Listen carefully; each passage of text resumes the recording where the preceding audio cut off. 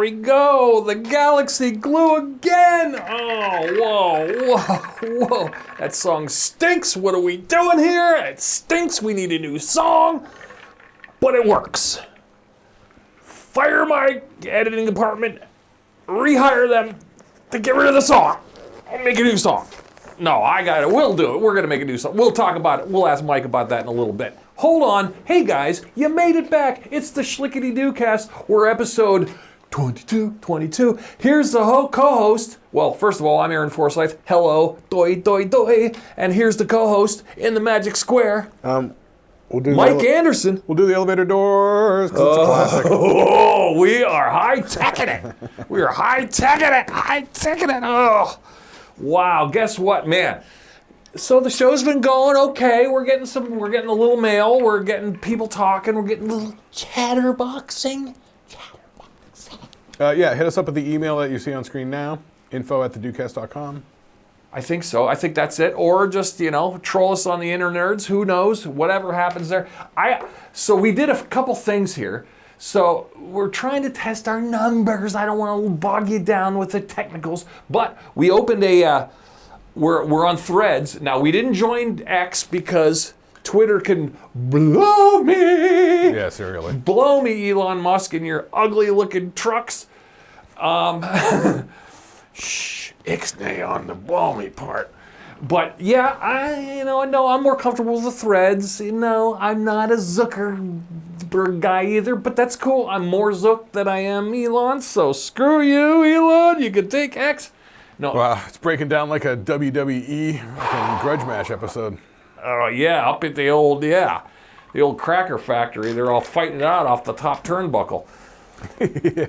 But yeah, so we're on Threads, so find us there. It's Shlicketty 3, I think, I don't know, something like that. But also, like, subscribe, share, that kind of thing. I know. You hear it all the time. You hear people go, like and subscribe, and whatever, but it does help. I mean, that's kind of why we're here. We got to get the numbers up so the man upstairs can say, hey, we're going to throw you some pesos for an ad or two. Ching. It's not going to happen. No, I know. Yeah. Well, maybe we'll get a free taco lunch or something like that, or maybe tickets to an Otters game. I don't know. Something. Around here, tacos are exotic. I know. Yeah. So I got subjects to talk about. You got things. Tell me about your week, Mikey A. What do you got for me? What have you been up to? My week? Just sort of business as usual, doing the stuff and things, Been re-recording some parts on music and stuff like that, relaying some guitar tracks with different tones, remixing some tones, you know what I mean? Just hearing things better. Like earlier today, just before I came over here, me and the girlfriend were listening to a song, and I was standing in a position that I'm normally not standing in, and it's just like, all I hear is this sort of mid-range whoo sort of frequency. Mm-hmm. And I think it was just like a resonant frequency, so Or an owl outside your window? Yeah. Yeah. It was that's true. Well, sometimes with clear ears, in the mixing department, I know this, you got to walk around the room, you got to find it from different angles. You got to listen to it quietly, though. Really, honestly, Mike, if you want, the true test is... I do. Yeah. You can't... everyone your tendency is to crank it up and go, wow, this rocks. No, you got to listen to it quiet, and see what pokes out. Well, it depends on what you're doing. There's mixing, and then pre-mixing is like, I don't know. Like, I always like to go through and just, like curb the low end on everything a little bit, look for any treble frequencies or stuff like that, Sometimes you get a little sibilance in the vocals, you gotta go and knock that out a little bit. Sure. Speaking of mixing, what are you mixing there? Are you doing another BL smoothie for the day? Yeah. All right. A little after dinner snack? Full bore. This is the artillery shell. It does look like an artillery shell. Yeah, this one goes right into the cannon. Right in. Gets fired straight directly into the gullet. It's filled with 6 large ice cubes. All right, you got the automatic. Do you make ice cubes? You got the ice cube tray, or do you have the ice maker in the Apparently fridge? There's an ice maker, but I think, which is the downfall for most of these situations, is nobody ever hooked up a water line. And there's no bucket for it at this point. So, but that's fine. I've been, it's always a bit of a hassle. Those things never quite work. No, and I every time I've had the ice maker in the ice machine, it never fails. There you are. There's ice cubes on top, but once you use those for 2 drinks, you got a Yukon Cornelius your way through. Yeah, it turns into a chunk in the bucket. Yeah, so you find yourself with a butter knife or a bottom of a spatula. Which is the worst thing. Yeah, that's the worst thing, yeah. Yeah, it just turns into a shitstorm, Yeah. Yeah. So I just, so I got, I'd found at the grocery store this silicone mold thing that makes 6 giant cube ice cubes. Ooh. Yeah. So I usually, I have like 20-ounce like beer glasses, kind of like the Guinness ones that go out the top.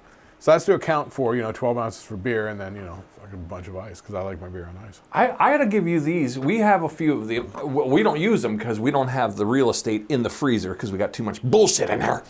Pet peeve, but I'll talk about that some other time. But we've got ice cubes that you can make for gourmet drinks, which there's 4 circles, and it looks like about the size of a racquetball. Imagine an ice cube the size of a racquetball that you just go bloop. Well, that's what these cubes are. Yeah, they're like big.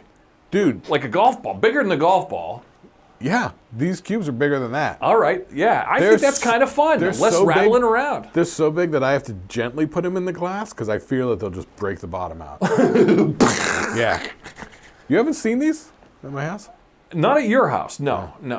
I see. Yeah. I thought you just had normal squares from the tray. I do. Yeah, I have 2 trays. Yeah. I have one tray, this white tray that they come out sort of like medium size, like good size ice cubes. And I got this green one that they come out like really big, sort of Okay. They're still like ice cube, dimensionally and size wise and all that sort of shit. But they're kind of good and chunky. So it's 6 of those large green tray ones. Right. Are in here. So. Yeah, we got the half moons. The one they come out like the little smiles. Oh, yeah. Does that have the little cover on the tray? Yeah, no, well, we got the ice maker, so it makes it on the inside of the fridge. We got like a little reservoir that collects them all, but they come out like little half moons, little half smiles, which sounds good in theory, but what happens when you're trying to transport a handful to the glass, there's always a rogue one that goes flying. Yeah. Super annoying. Yeah. But it's just easier just to have works. Grab a handful of a chunk. I know, yeah. And if I didn't have the Yukon Cornelius, it'd be nice, because the ice maker on the front of the fridge, I don't know anyone out there who actually, past the first year of owning a fridge, has a functional ice maker. I mean... Yeah. They get. I got mine working at the house out in Mesa. You know what I mean? I got everything going good there. Yeah. But it couldn't maintain. It couldn't keep up on it. No, I know. Trying to get because you gotta have the filters, okay? Because I'm a big fan of like I've done the Brita. Yeah. But a few years ago I got turned on to the zero water. Oh. Zero water is better than the Brita. Heard of the zero water. Yeah. But what that translates to as, so when I make ice cubes with the zero water, okay, they're clear. Okay. If your ice cubes are cloudy, that's fucking shit from the water. Ooh, I'll have to look. I'll have to look at mine. I never really looked that close. Yeah. Although mine's been blinking. Come to find out, my filter, I need a filter, and it's been blinking red probably since the pandemic. But according to all our research on the Internerd, they discontinued our fridge long time ago. So, we had to get a new thing off Amazon, a new level. You can probably still find filters for it. Yeah, the filter, but you hate to sink, $49 into something that might not fit. You never know. But here's the thing. So that's leaching out bad shit, like let's say like lead and all that sort of stuff. Sure. But so if that sort of shit gets like condensed in there, right, built up in there, then it's actually you're running the water through poison at that point. You think it's poison? You think it's a lot of I know that it is. That's what I used to do for a job out there in Arizona. Oh boy, so I got mercury in my ice cubes. No, because there's not mercury there in the first place. Yeah. Hang on a second. Uh-oh.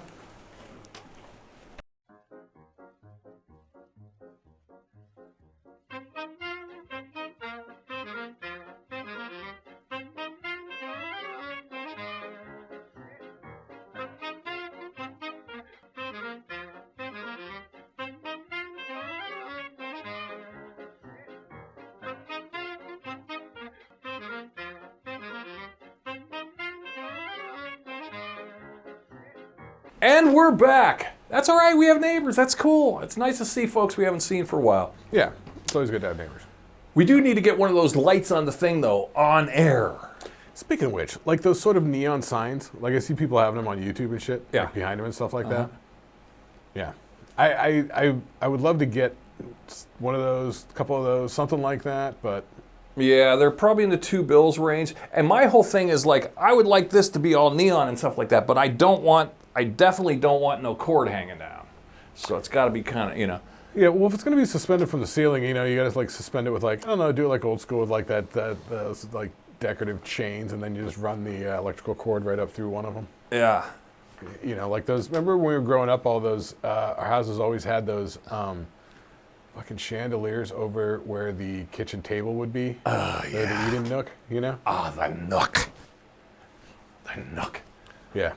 Yeah, and they, well, I remember the 70s, 80s version always had like, oh, it was like a bowl, half a bowl kind of thing over it, you know? Yeah, I remember when we were little kids, those ones, those 70s ones, it was always like a cloth-covered wire, and then there was like a egg-shaped thing that was somehow some sort of like pulley thing. So you could take the light and you could pull it down closer, or you could push it back up.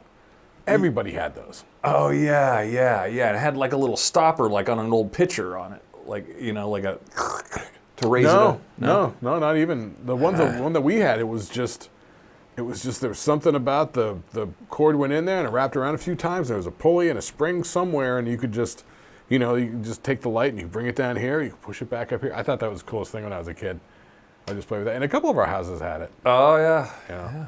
But then it moved into that whole thing where it was the swag chain. So you had the light over the table on the chain. The chain, that went to one hook and then went to another hook. Right. Everyone had that. Everyone had Yeah. In fact, those are probably left over. Some of you might have them in your house now, still left over from 1991. Very likely. Yeah. Yeah. That shit was like everywhere. It happens. Oh, a good cup of Joe today. Oh, we love you, Starbuck. All right. I got a rant. I got a mini Starbuck rant. So here's what they're doing now. They give you it, in 2 cups. What? Yeah, they've been doing the 2-cup thing. I think it's maybe, but here's the problem, I think. I don't know. It sometimes makes a vacuum seal. It does. But sometimes it'll dribble and jizz in there, and then does. And you get shit running down here, and then it's in my drink holder in my car. Yep. I get where they're trying to be good, like, all right, we don't want to burn in his hand and it's kind of thin. We need structural integrity. So I get where it's structural integrity, because I had it once. I had a blowout where it was like that. I grabbed the coffee like that and I squeezed it too hard and it blew all over. Yeah, that's why I never grabbed those paper cups from the top like that squeezy motion. Yeah. Because it's so easy to just fucking collapse. Oh yeah, now I'm gentle finger. Ever since I had the top grab blowout, I am gentle fingers. Yeah, I either do it like a fucking G.I. Joe, or you just slide the cup in like that, or I hold it on the bottom. Yeah, it's like a skill crane coming in there. But you got to be gentle. Yeah, I don't trust myself. Oh, I don't either, because sometimes you're in a hurry, especially in car mode. Because car mode, you're kind of like, all right. The grip is a little tighter. I got the Kung Fu grip. Yeah, because I do weird things. Like if I bump my elbow, I could fucking just crush it. Or, right. Or like I've had it where I remember one time I was down at fucking State Street Tavern, or no, Shooters, and I had one of those 40 ounces, you know, when those fucking what were those? What were those called? I forget. I'm sure it's not fucking PC these days. It was some Indian something. Crazy Horse malt liquor. Oh, Crazy Horse malt liquor. Well, yeah. I don't think malt liquor's nothing. Yeah, but it was like $4 for, you know. Crazy Horse. It was pretty cheap. So one day I'm drinking one of those. No, it was just a regular bottle of beer, just a regular bottle of Bud Light, and I'm standing there holding it, and somebody walks up to me, and you know how people like just sort of like, you know, tap your elbow, and like hey, what's going on? He just fucking taps my elbow, lightest fucking thing, just barely touched it. For some reason, my hand just opened up and lets go, and the bottle just goes whoosh, on the floor. He's like, "Whoa, sorry, man, I barely touched it." I'm like, "I know, that was weird," you know. So, well, you gotta have the Kung Fu. You not gotta know when to use the Kung Fu grip, or you need Yeah, you need the artillery shell cannon thing to drink out of. Yeah, bunker buster. The bunker buster. Well, you know what? I mean, to a certain degree, I didn't want to go fucking like I had a friend of mine, like out in Phoenix, I don't know if it's a thing here. You seen the giant mugs from like the gas station thing? Oh, the giant mug. What, like the metal ones or the? No, like the plastic ones. You know Oh, those plastic yeah, ones they yeah, used to have? yeah. What do they call them? Truck driver mugs or something like that? Big dumb cups. It was like, yeah. It was a big dumb cup. Man, was it ever. It was like 80 ounces or Right. 96 ounces. It was like ridiculous. Yeah, they should call those the yeah right. Yeah, it was like a 6-pack of soda or something. Oh my God, I don't know. You're right. I had a friend of mine that used to fucking drink one of those fucking all They're like the the time. big gulps. Yeah. It was the biggest Supersized gulp. big gulp Yeah. diabetes special. Yeah. Diabetes freight train. Straight to your heart. Get yourselves 80 ounces of swollen ankles. Open up, pour it down. Yeah. Wow. Yeah, it was a bit much. So I didn't want to get a water bottle. I never put water in this one. But I wanted something to be able to put a couple beers in. Sure. So you figure 2 beers, 24 ounces plus some ice. So this is 32 ounces. That makes sense. That's a good number. Yeah, it's not 36 ounces. 36 ounces would be tempted to put 3 beers in there, and then there's no room for ice.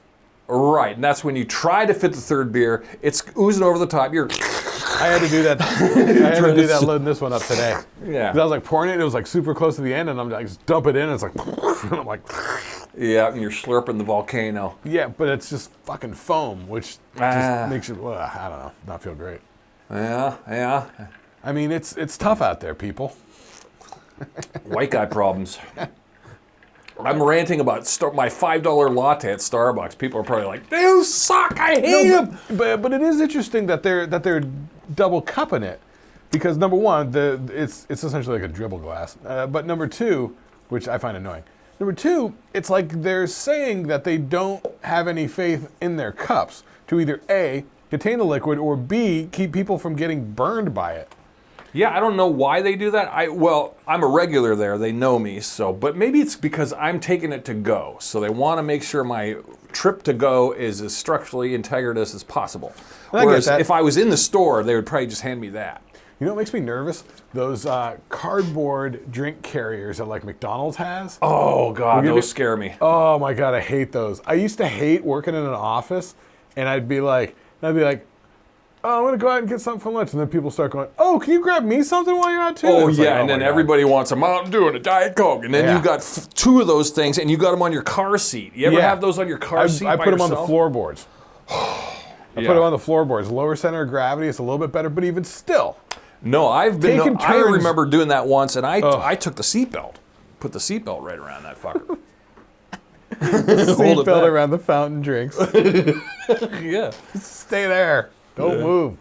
But then every bump, you're like, Yeah, totally. Every turn. Every turn. I'm doing here we like, go, slow turn, wide turn. Yeah, it's like, oh, caution, 3.5 miles an hour turn. Yeah. Because I had it happen one time back when we were living at down at the apartment here in Erie. And I stopped into the Burger King, and I grabbed a chocolate shake. Remember I had that van? And I had it in the fucking cup holder up on the top of the dash of the van. Oh. And I pull out of the Burger King and turn left, and it just falls off and hits the fucking floor. And I was soda pop. No, fucking chocolate milkshake. Oh. Yeah. It was like, oh, fucking A. Yeah. That was just like, and it's super disappointing because, You wanted it, and you got a giant stain. Yeah, now we got to go clean it up. Yeah, no, the whole thing is just heartbreak. Yeah. It's like no milkshake, and you got to spend the next hour and a half in like a whole forest of paper towels trying to clean up this mess. Yeah. It's like, how do you even clean it up? Like, what's even the protocol? Huh. I mean, these days, I would probably just blast it with a hose and then wet dry vac it.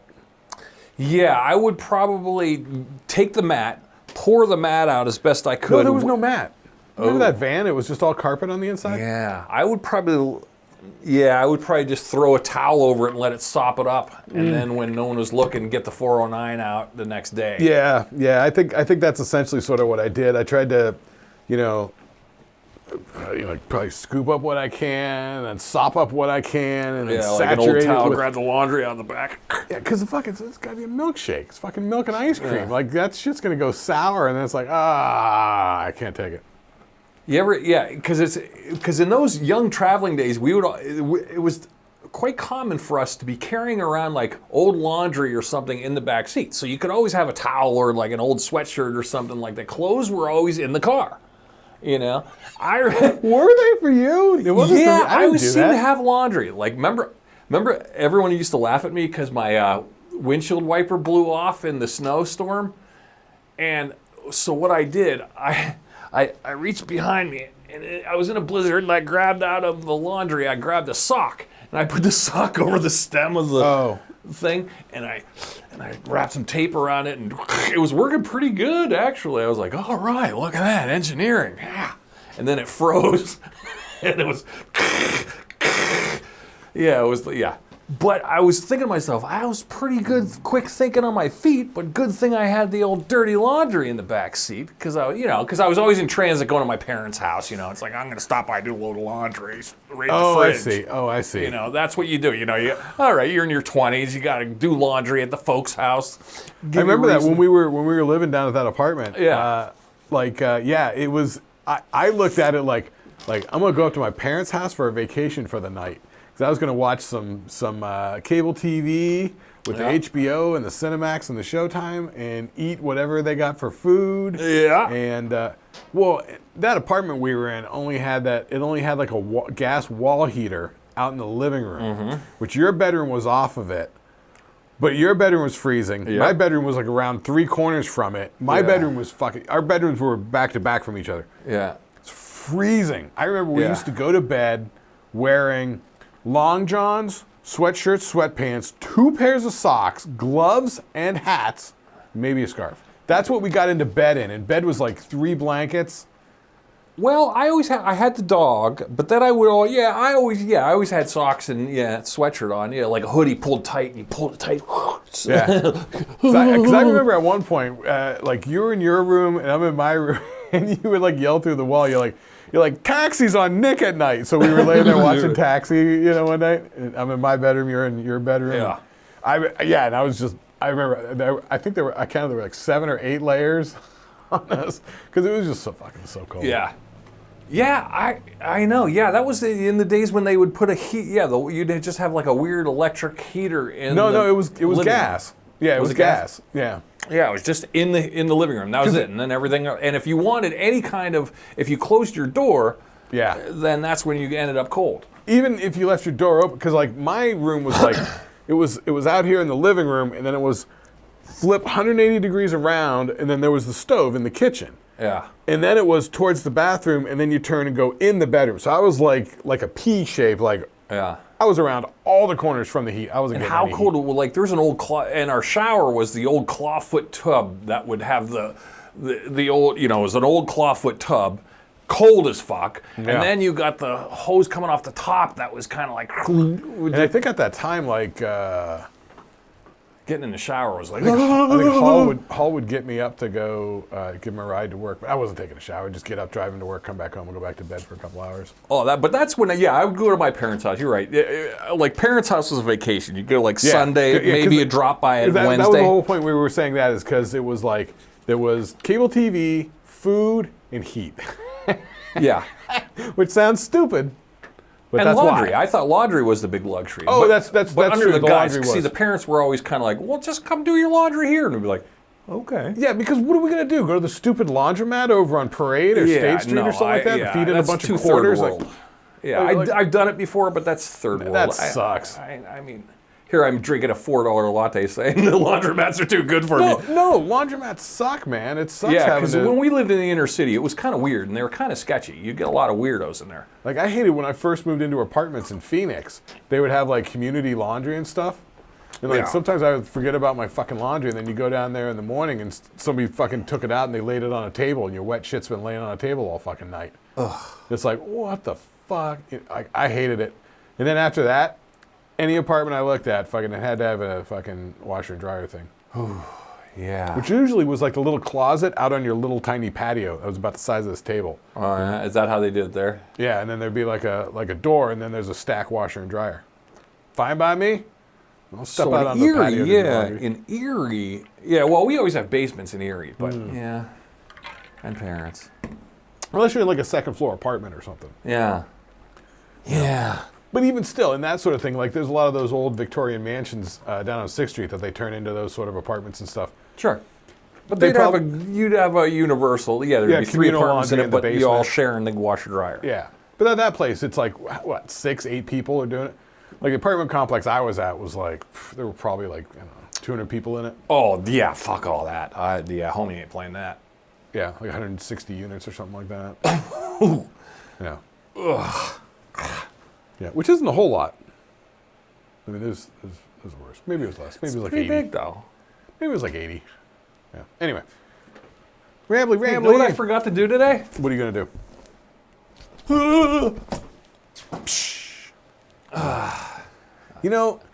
I was going to put in the glass breaking sound effect, but then I realized, fucking...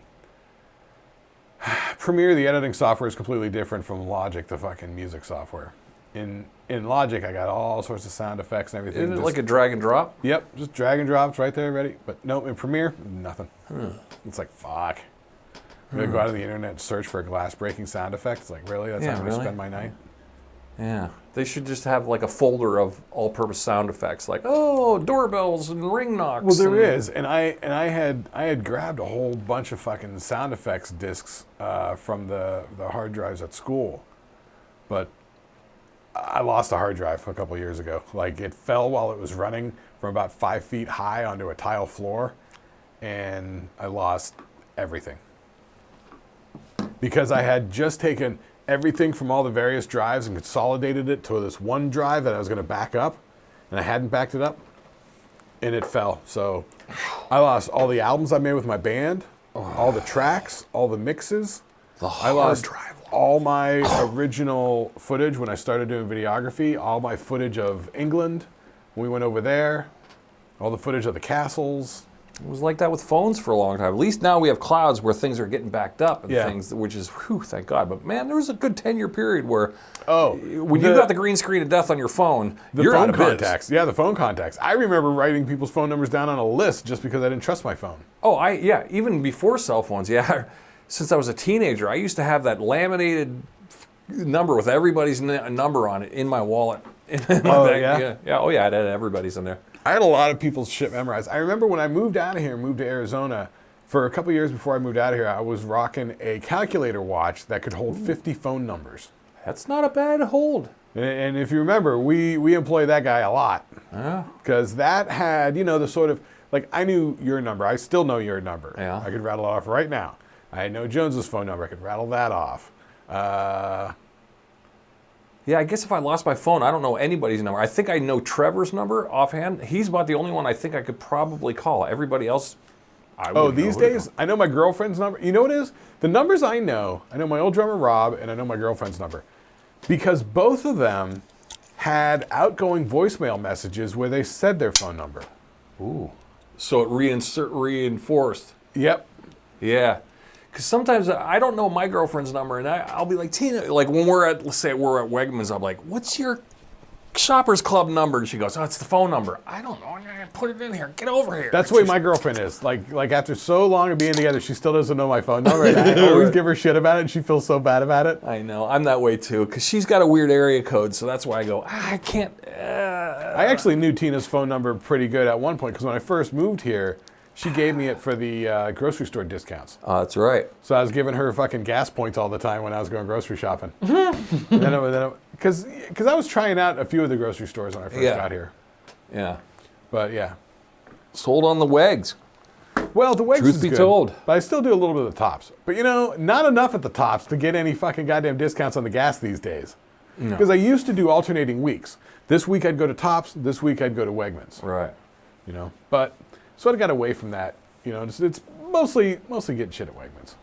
I find I've got like 4 stops. I'll go some things at Aldi's, some things at Wegmans, some things even at the dollar store, you know, and I got my 3 stops that I'll do. That Oh, to man, if maintain you're my shopping at the I call it dollar a supply run. I got to do a supply run, Yeah. which is 100%. 3 stops. Yeah. Yeah, if you're mixing in dollar store in there, what are you getting, like soaps, detergents? Yeah, that's like the deodorants? mouthwashes. Yeah, that's Dollar General. You know, you get Yep. that kind of thing. You know? Yeah, that's a Grignell move. Grignell would always go to fucking one of those dollar stores. Dollar General. He's like, I can get a whole thing of Pine Sol for $1.79. It's $6 at the Walmart. Yeah, because you know, and Walmart stop is kind of good. Well, I don't mind a Walmart stop, other than it's a little peoply. But I never do Walmart. I don't like Walmart. I've only shopped in Walmart a couple of times just out of necessity. Yeah. This T-shirt's from Walmart. they always have what I need, honestly. They're, you know. Well, all right. So one time I was doing the country band, and in the country band it was my old drummer Rob, and he was doing the country band, and he had asked me to do the country band or whatever. So we had a gig up north in like Payson, which is like an hour north of Phoenix, up towards Flagstaff. So Phoenix is in a valley in the desert floor. Everything Sure. around it, north and east of it, is going up into the mountains, right? Okay. You get high up into there because you get to the top of the state and you got the Grand Canyon and all that. Anyway. Yeah, Flagstaff. Yeah. Yeah, no, Grand Canyon is north of Flagstaff. Yeah. Yeah, about an hour and a half past that. But so we were up so it's like, we're in the mountains, pine trees, sort of really rural area. And I get up there and me and him are fucking bunking together in this fucking cabin or whatever. I'm just riding along with him. I don't know anything. So I have him pick me up. He's driving. I don't have to worry about shit, right? And so we get up there and I realize I had all my T-shirts that I was going to bring. I had out back drying in the sun and didn't pack them. So the only shirt I had for the whole weekend of playing a Friday and a Saturday gig was the one shirt that I was wearing. Oh, geez, that's gonna, and especially on a hot Arizona gig, that's gonna be a sweat rag in about 8 minutes. Right, and I think it was also sort of like rainy on and off too. So Ooh, yeah. That's when you're probably buying the old "Welcome to Arizona" shirt at the gas station. Well, so I didn't know what to do. So I said to Rob, I'm like, Rob, I forgot to pack all my fucking shirts, and he just laughs at me for a couple of minutes, and I'm like, dude, can you fucking, run me to like a Target or something like that? So I looked up where the nearest Target was. Phoenix. And I'm like, oh, fuck. And I'm like, all right, where's the nearest Walmart? 7 miles away. That's not bad. So we went over to the Walmart and I, grabbed a couple necessities. Grabbed a pair of Walmart these. can save the day, and they're black 24 t-shirts. hours. I know. I don't want to Are give they? them. Are they all 24 hours? Not all, but most are. I don't Yeah. want to give them the, because it's the Walton family, they got enough, but they really streamlined the business model. I got to say, they're. But the thing is, I feel like a lot of their products are pretty fucking low quality crap. No, it's not quite as Family Dollar-ish. No, not like that. But They've got mainstream stuff. But like if you buy clothes and stuff there, they're gonna get like really worn out and threadbare by like 18 months to 2 years. Yeah, I've never really bought clothes at Walmart, so I wouldn't know. I might have bought a rogue pair of socks once, but no, I don't think I've ever bought clothes there. It's always that rogue pair of socks that factors in somewhere. Yeah. Yes. I only go there for food or like. Really? That's interesting. Yeah. I never think about going there for food. I always think. I used to go to Walmart occasionally with Grignell when he was living with me out in Arizona because, interestingly, Walmart does and Target does not have an automotive section. Oh, ours has a small one, but yeah, it's not great. So like if you even just wanted to get like antifreeze or coolant, as they they call got it out there, they don't really have that at Target. No, not at Target. No, Target's gotten rid of that. Yeah, Target kind of backed out of the automotive. Yeah, they don't deal with any of that sort of stuff. So I never really thought about it, but then that turned out to be the case, and I was like, interesting. Yeah. So there were times, I'd go with Grignell and just. But Target's got, if you want to redecorate, you want a fuzzy alpaca or a blanket. Yeah, and I used to go to Target a lot before they had food. I still find it weird that they have the food there. True. And I remember, like, so when me and my guitar player had the house, and my singer, Brandon, was living with us, our singer, Brandon, and we were working at a job. We got off work at like 8 p.m. at night. So we would go grocery shopping. No, I remember what it was.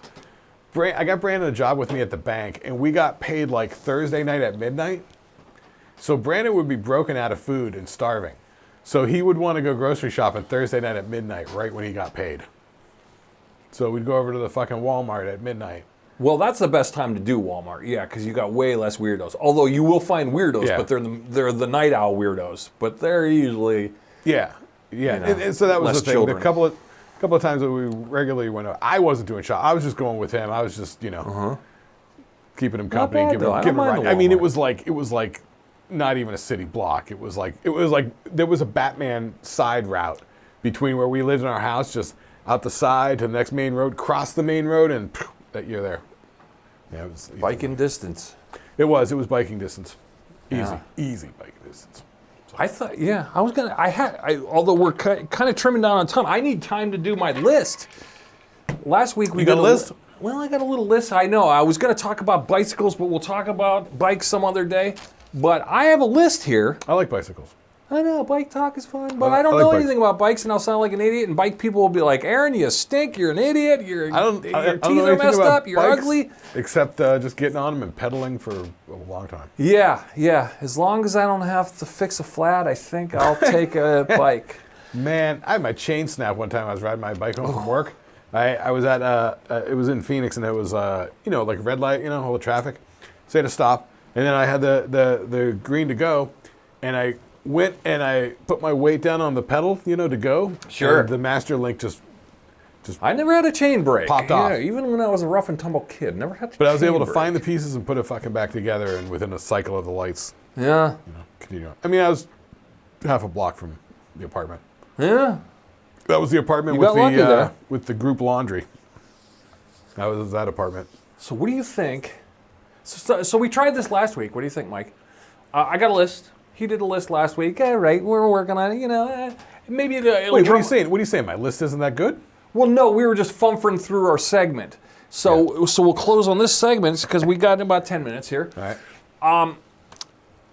I came up with a list. We'll try not to fumfer it. We have a best five and a worst five. You want the best or the worst first?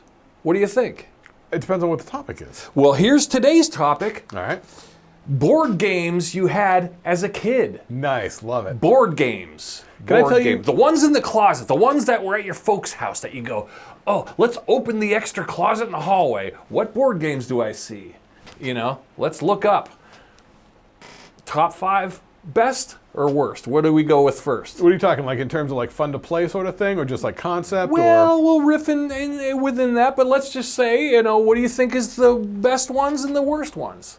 Okay. I made my own list, and we right. can play off that. All right. All right. Let's do best first, and then we'll do worst. All right. 'Cause I We'll think that'll shoot be down silly. then. Okay, I thought that number five here. All right. What do you got for best board games? Number five, going down to Yahtzee. Yahtzee was good. Yeah, Yahtzee's solid. It's a solid game. Everyone can interact. You don't feel lowbrow or childish playing it. The it's a adults can dice play game. it and the kids can play it. It's a dice game. Yeah. Like, do you remember when we were kids? Did you have people that played like rummy? Oh, yeah. The parents always had, they played gin rummy and they'd play Pinnacle and all these weird card games. Yeah. I remember my parents oddly being into like Rummy Royal. You know what I mean? And Yeah. it was like card gamey sort of thing. I don't know. Yahtzee taught me, though, before I knew poker and stuff like that, it gave like, where did I hear of a full house? Oh, Right, Yahtzee. right, Oh, right. 4 of a kind, 3 of a kind. It was all kind Yeah. of the Yahtzee dice kind of got me into that world. Basic of, poker hand. Sort yes, of it situation, kind of, yeah. that was the bridging gap. That's true. So true. that's why it made the list. Because No, I liked Yahtzee it. was great because Yahtzee's simple. Yahtzee's like, what is it? The 6 dice, the little shaker, and then you got the little piece of paper with the Yeah. scoring. And the sound of the cup was always nice. Yeah, and dude. Okay, so when you guys played Yahtzee as a family when you were kids, when you rolled it, where did you roll? Like on the table? Like we always rolled inside the top box lid. Yeah, we would do the box lid, but Okay, if it depends how bouncy the table was. Sometimes you'd have an end table that the wood would stop, and then you'd have ones that they're all it was over. like buffed to a fine finish. Yeah, but you don't want to do it on the So yeah. Okay, here's number 4. Let's go down the list. All right, Number that's pretty 4. solid 5. Okay. Yeah, solid 5. 4, have to go with it. Connect 4. Pretty simple. Yeah. Connect 4 is a classically sort of simple game. 2-people game. But also, like, you can play it, 3-year-olds can play it. Yes, and it goes pretty quick. So if you got 3 people and you go, oh, I want to play winner. If you're waiting to play winner, you ain't waiting too long. Yeah, and I'm sure you and your brother did what me and my brother did, which at a certain point, probably when you're like, I don't know, 9, 10 or so, like when you play Connect 4, like you said, it's pretty quick. Yeah. Like where you end up doing it really fast. Yeah, it was like almost a speed run. Yeah, because it's like, oh, you put it there, I know exactly what I'm gonna do, and then it's like you're just itching to like lay those next ones down, but you gotta wait for the other person. And then somebody pulls the bottom and they all fall out, and you go, best out of 3. I win. And you're like, wait a minute. Yeah. Yeah, Connect 4 is a lot of fun. It's very simple. It's very basic. Yeah. But that was always a solid one. Like, you can always have fun for a half hour with Connect 4. Now here, my number 3 is a tie, because I liked both these games, but they both play the same way. But I don't know. Here's the game Sorry. I liked Sorry. I always like Sorry. Big fan of Sorry. It. Here's another adaptation of Sorry, but it had the bubble thing in the center. Oh. Trouble with the Pop-O-Matic bubble. Pop-O-Matic bubble, Trouble. So I True. put those in the same thing because they're pretty much the same kind of games, except for Trouble had the bubble, which was fun to click and clack and click and clack. Because it was the same sort of thing where the little trail on the board was broken up into little segments, and you hop the number of whatever. Yes. Because basically the bubble was just popping a die. Yes. Yes. Which is a singular form of dice. Right. Right. But it had the popper, which was nice. Now, eventually the popper gave way. Yeah. But it was a good thing while it lasted. You wouldn't lose your dice. Whereas if you had Trouble, you'd be like, you had Sorry, you're playing Sorry, but then when you go to play, you go, where's all the dice?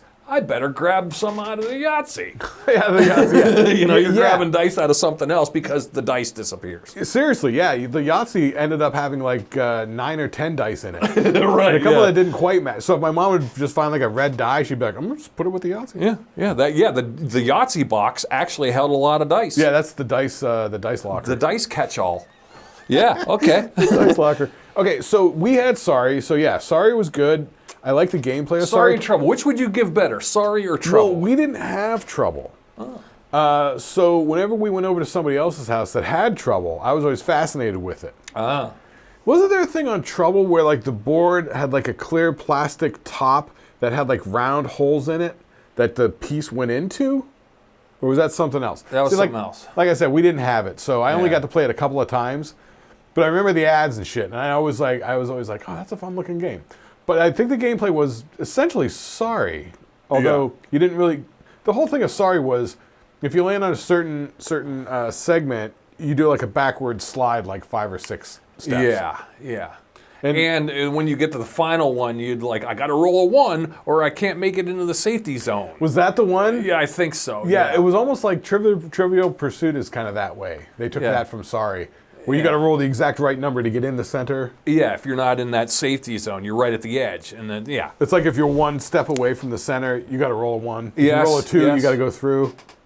Yeah, which is it's an annoying rule, but so that that goes down now. Okay, Sorry and Trouble. Yeah, that's I call them kind of equal, so I called those at 3. Here's my number 2. Right. We're getting close to 1. All right. Then I'll give you my tops. Well, Stratego. That was going to be one of the ones that I was going to say. I love the Stratego. I enjoyed the Stratego too. I thought the Stratego was fun. It was like mystery chess. Yes, because you don't know when you're facing somebody and you go, I want to go to battle, turn it around, and yours had a 4 and theirs had a 3, you win. Or it could be the spy, and you're like, right. Oh shit! There's the secret of it. See.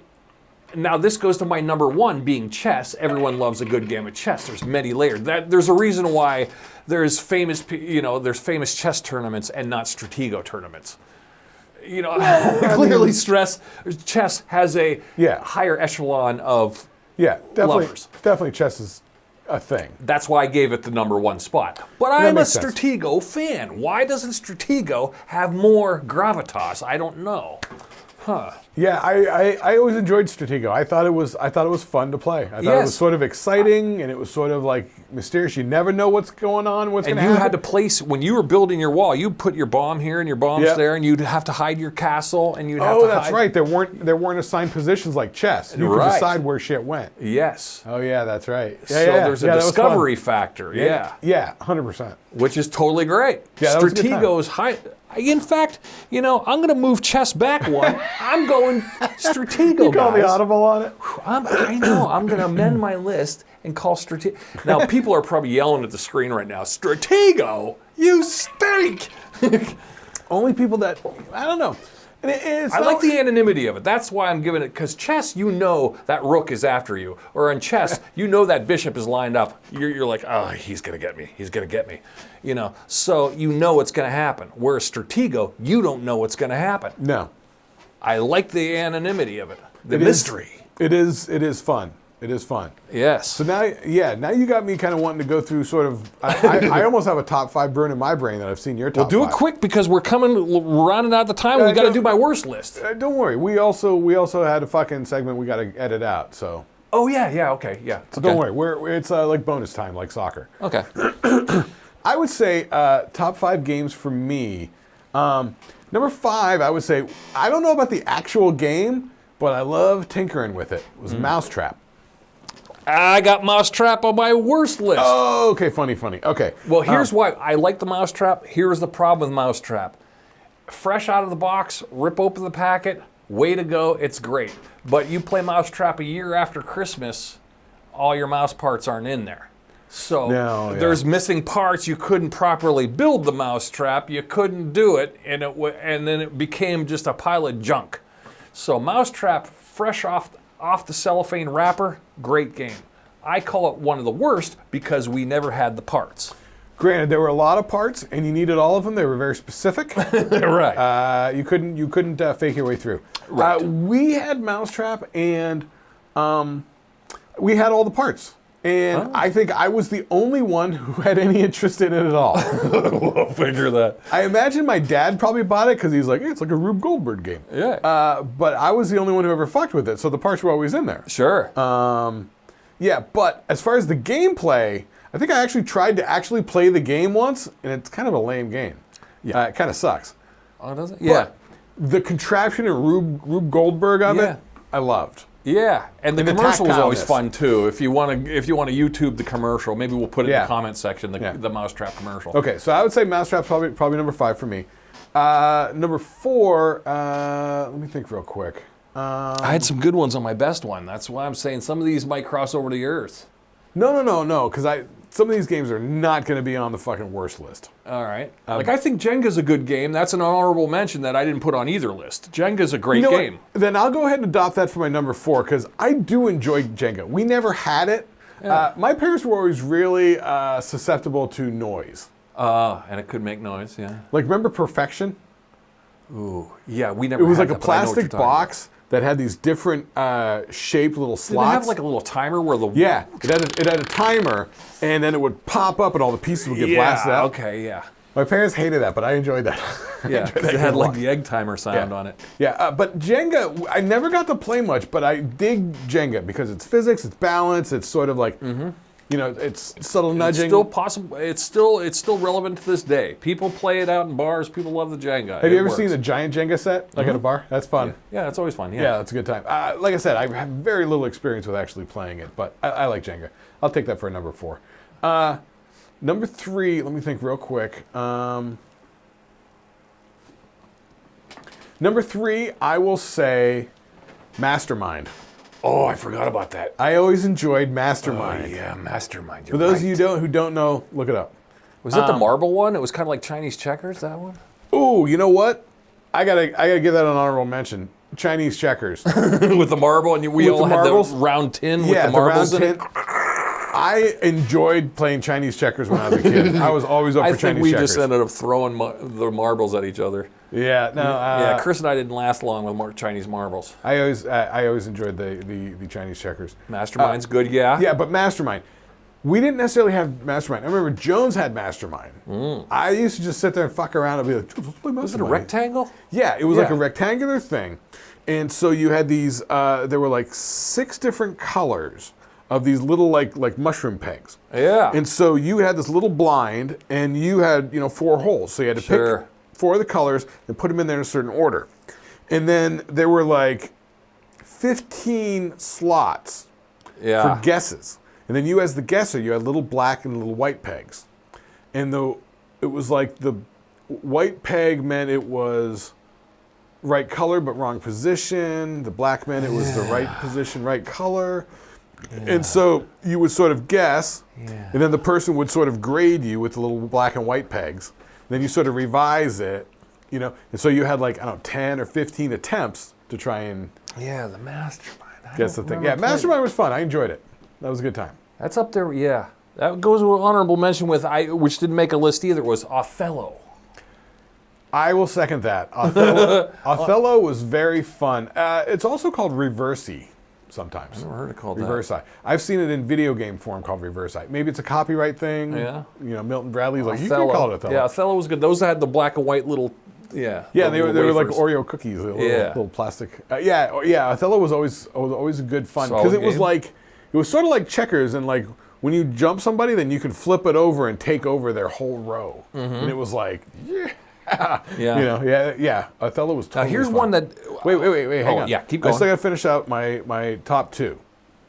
My top 2. Okay, right? give me a 2, because your one's got to be a banger. Yeah, my one is a banger.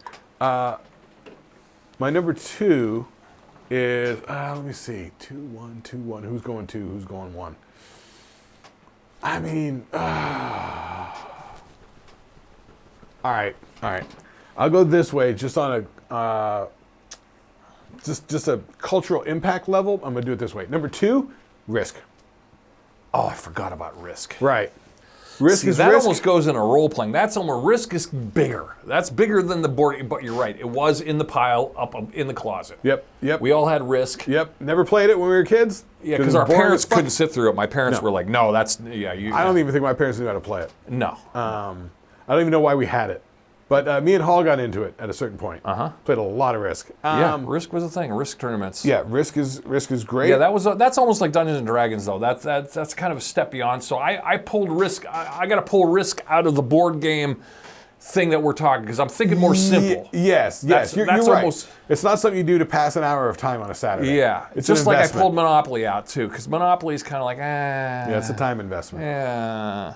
Okay, yeah. So Risk is my number 2. Too easy. Here's my number 1. Okay. Clue. I have that in honorable mention. I always love Clue. I like the parts. I like the envelopes. I like the character establishment.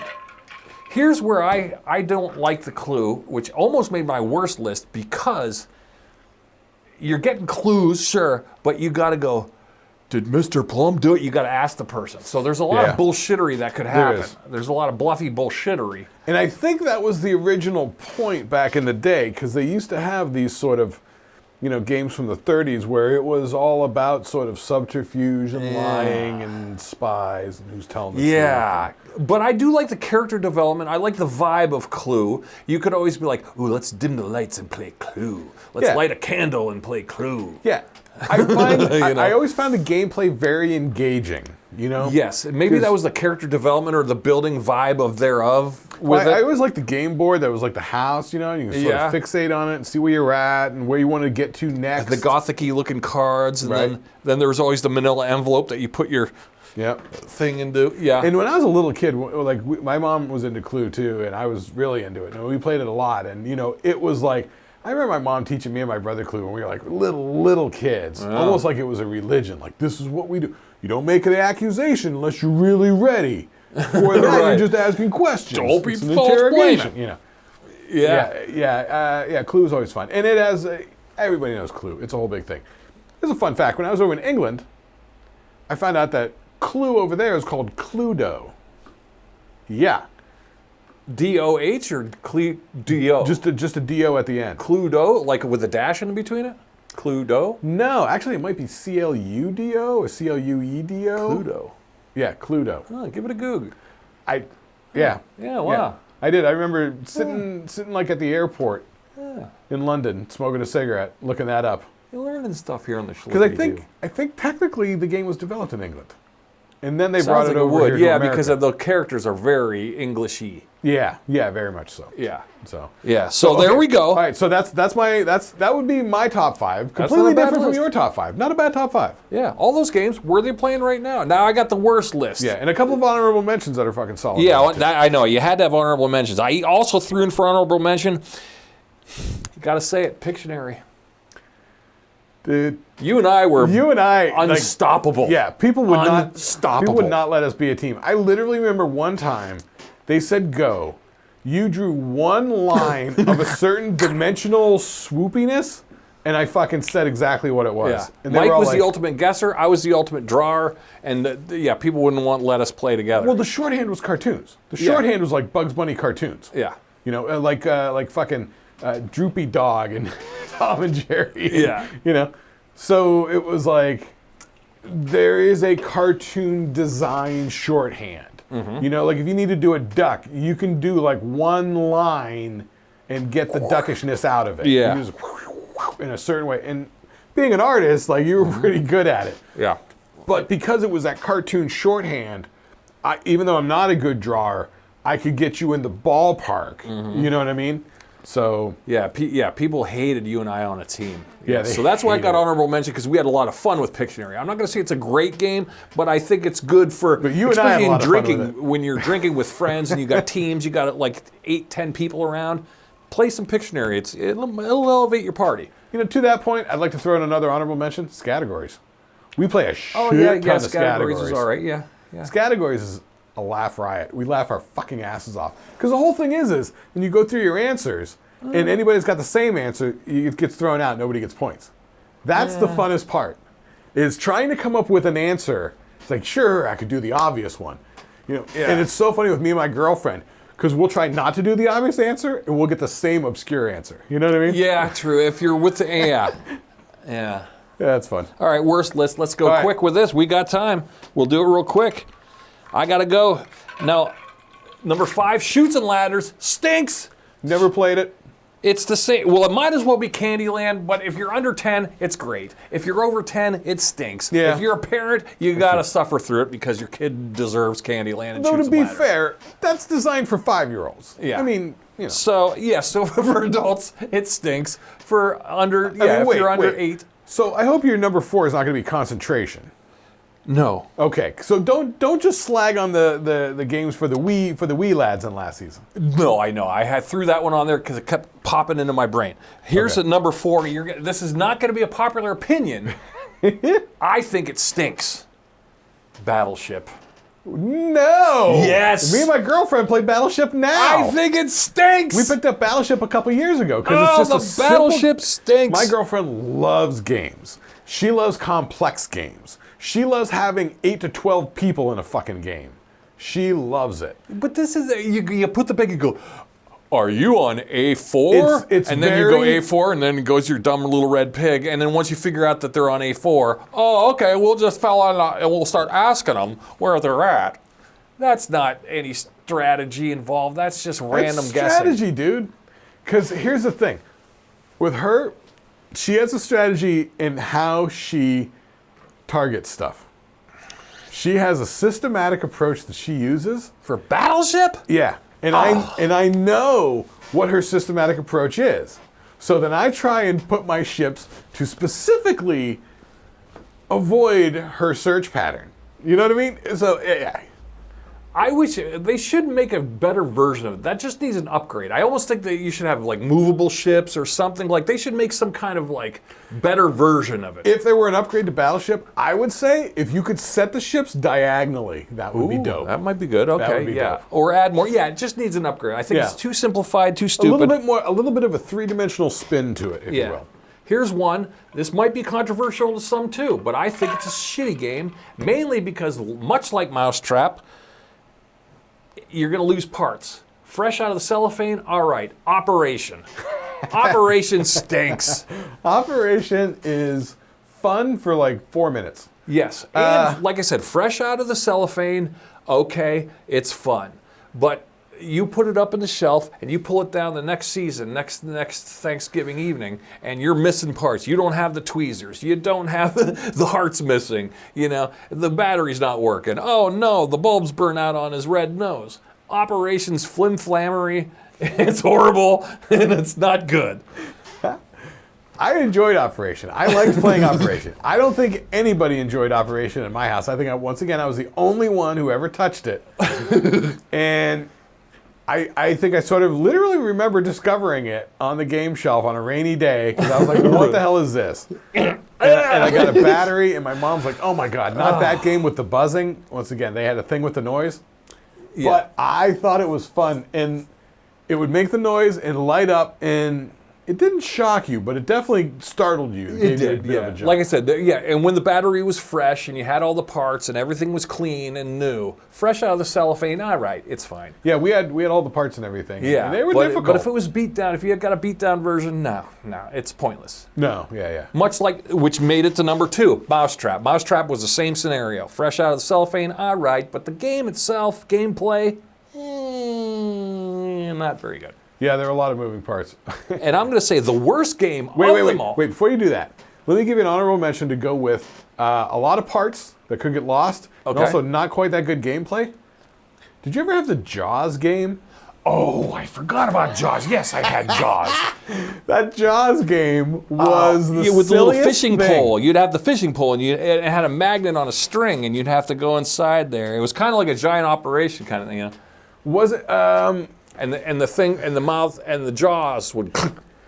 Yeah, oh yeah. So the one that I had was it was a plastic shark, and his jaw was held on by a couple of rubber bands, and so they pulled the jaw down, and then you had all these little plastic bits of junk from the bottom of the seafloor, Right. like a boot, a tire, an anchor, all these little plastic guys that were enough to keep the jaw open to overcome the rubber weight. band thing. Yeah. So then it was like you had some sort of fishing rod or something like that. It wasn't magnetic. Yeah. There's something on a 'cause string. they all It's had like a little- stick and a string. Yeah, they all had. Oh no, that was the magnetic fishing one. The fishing game. Yeah, maybe I'm confusing, but I know Jaws stunk. But the Jaws thing, yeah, and we didn't have the rods or something. So the whole thing was you had to pull out the piece, kind of like Operation, but at a certain point, there's not enough weight to keep the jaw down, so it snaps shut. And if it snaps shut on your turn, you lose. Yeah. That was it. That was it. That was the gameplay. It was a very silly game, but I enjoyed just fucking with the parts. Yeah, and Jaws was big when we were little kids, Yeah. you know. So Jaws was real big in the late 70s, early 80s. That was a thing. It was a franchise that everyone loved. So yeah, there we go. And I got to say the worst before we wrap it up. The worst of them all. Sorry. Guess Who? The game? That game, Guess Who? Remember that one? Is your guy have a yellow mustache? And then does she wear sunglasses? Nope. And you flip down all the people. Remember that one? When you said flip down the thing, yeah, I kind of remember that. Guess Who Now, it was called. I remember seeing the ads on TV. I never played it. We didn't have it. But you're right. That's kind of a terrible game. It was very terrible. But I want to say, now that you mentioned Jaws, I think Jaws got to go to number 1. That was probably the worst of them all. It was a hunk of junk. It was shit. Jaws stinks. It's terrible. We don't like it. But yeah, Guess Who was kind of dumb because that was just one of those. Does your character, you know? So you'd have all your people on your side, and then it would just like your person have blonde hair, and then you'd have to go. No, my guy doesn't have blonde hair, so you'd have to flip down all your ones with blonde hair. And then does he have a mustache? Is he wearing a bow tie? I just remember from the commercials. I don't Yeah, think I ever played it. Stupid, I know, and it never went anywhere. And then to make matters worse, the little fold-up things with the faces on them were always loose as fuck, so they're always wiggly teeth. They're always falling over. So you bump one and they all fall. Where was I at? Oh my God, this is terrible. I hate this thing. Get it out of here. Guess Who? You know what always seemed Banning it. immensely not fun to me? I guess this would be an honorable mention for worst. Life. Yeah. Well, what I liked about Life, though, yeah, the game was kind of stupid because it'd be like, oh, you get a mortgage. Oh, you get a dog. Yeah, right. But the spinny wheel made a cool clicky noise. It did. It did. It was very satisfying. That was a satisfying noise, much like the treble popper. The satisfying noise was kind of something subliminally. The tactileness was definitely something. There was a tactileness, that was a big thing. There was a sort of imagination factor that was a big thing. Yeah. So life wasn't so bad, but it was just a little bland. Yeah, it was talking about like life insurance and like... It's like you're prepping the kids for a mortgage. Like, when I was 7, I had no idea what a mortgage was. I mean, it was very like 50s also. You know what I mean? It was like, get a car, get a house, get a wife. And it was like, what, did we get this at the store? Like, Am I winning or losing here? What's going on here? Nowadays, I got a mortgage? That's not a good... What? And I remember just sort of messing around with the board, you know what I mean? Because it was kind of cool because they had like the little streets with a little path that you were on, and little plastic mountains, and then you had the spinny dial and the little so cars. The board was cool. Yeah, it wasn't bad. Pegs that went in it, you know. Yeah, like a mommy and daddy peg. That's one of those games. Pegs. That's an honorable mention because it doesn't make a good or a bad list. It's just kind of there, like Uno, just kind of there. Oh, Uno's fairly solid. I left Uno off the list because technically it's a card game. Yeah, that's why I was thinking more board. You know what I like for kids games? I always liked Hungry Hippos. Oh, really? I know it's stupid, but I always... Ours ended up broken, but that's another one. Fresh out of the cellophane, works great. But then we always lacked marbles. The marbles would disappear, and then all of a sudden you'd have one hippo that wasn't working because we're all... Yeah, I don't know. I always enjoy that one. I'll always play that one with like a 3 or 4-year-old. I don't know. It's a good time to me. I like it. It's stupid. Hungry Hippos was fun. It looked better in the commercial than it did, and singing the song was funner than it was. Talk about fucking noise. That's one of the noisiest goddamn games. Oh, yeah. My parents weren't into that. Yeah, and that always resulted in a fight with me and Chris. Oh, so when I think about you and Chris and toys as kids, did you guys have Rock'em Sock'em Robots? Yes. In fact, I almost brought it today. I have an unopened box of Rock'em Sock'em Robots. Should I bring it? We can do it here. What? I have Rock'em Sock'em Robots. Is it one of the reissues? Yes. Oh. Do you know that was made in Erie here? No. Yes. Rock'em Sock'em Robots. Made in Erie. Give it a Google. I don't know. Yeah, made in I Erie. mean, we've always had a big plastic industry here in town, you know. Yep. It was Rock'em Sock'em Robots. plastic injection molding stuff, yeah. Yeah, Mark's Toys. But oh, it was Mark's. I think so. Mark's was like Bradford or something. It was all around here or something like that. Yeah, Erie. Yeah, I remember Mark's making toy guns and all sorts of shit. I was gonna. In fact, I was thinking of that. I almost brought it, but I was like, next time we have a guest, I kind of wanted to play Rock'em Sock'em Robots with a guest. Yeah, that might be a like thing. Like the closer on a guest. So if I had a guest sitting here, we could talk, and then I'm going to surprise him by pulling out Rock'em Sock'em Robots. You have to set up an extra camera on it. Right, that's what I was thinking, you know? Yeah, so we never had Rock'em Sock'em Robots, but I remember... We did. Ours was always broken, though. Yeah, like I never quite got the whole point of it, because it seemed like if you just crashed them into each other while punching, it would... Yeah, punching, boom, and then you'd hit knock the their one, block and their head would go up. Oh, you know what? Speaking of that, do you remember that crazy game? It came out like when we were too old for games, like 13 or 14. Sure. It was something where they had these guns that were shooting these steel ball bearings around this like octagon. They were like, it was like Crossfire. I don't know that. It was called Crossfire. Okay, so you had this like octagon that was made out of plastic, right? And then down in it was like it would like funnel everything down to the bottom. Sure. And it was all these steel ball bearings. Yeah. And then you had these two mounted. They were like plastic guns that you dump all the ball bearings into a hopper, and then every time you squeeze it, it would kick one out. Oh wow. Then in the gameplay field, there was like it was like a ball bearing with like plastic teeth on it. And there was one with one shape, another with another shape. And so you had to try and hit your shape guy into the goal across the octagon with the steel ball bearings that you're shooting out of the gun. It's called Crossfire. Oh. Remember that thing? No. I remember when they advertised that. I was like, that seems like borderline dangerous, but fun. You know? True. Never played it, but yeah, I remember that one. That was always sort of interesting. Like, well, that was a fun list. We had fun. All right. How we doing on time? We gotta go. We right. gotta go. We're running long. We're running long, guys. Sorry if we got long in the tooth. It's the Shlicketty Doo cast. Thanks again, guys. Keep watching. Send it to your friends. And yeah, that's it. You could title this episode "Pardon the Interruption." Yeah, we'll edit that. Yeah. All right. Hit the cues. Cue the music. Get out of here. What would we do without